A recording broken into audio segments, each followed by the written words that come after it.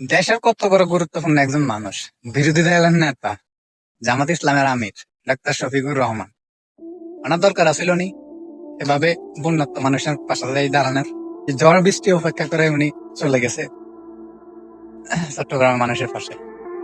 আরেক দল তো যাও না, মানুষের পাশে থাকেও না, এসে রুমে বসে বসে বড় লম্বা লম্বা কথা বলে যে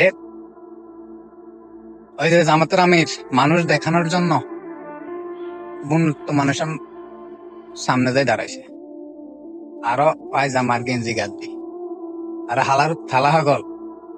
তোরা কি বুঝবি?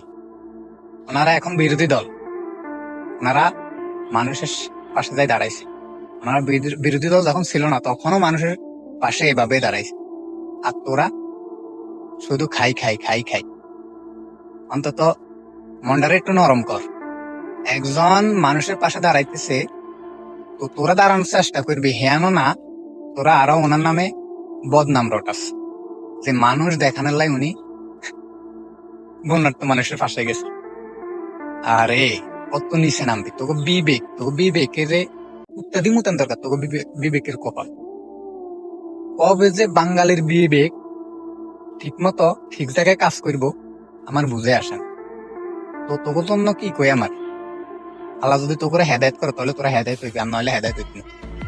তারপরে কি কই আমার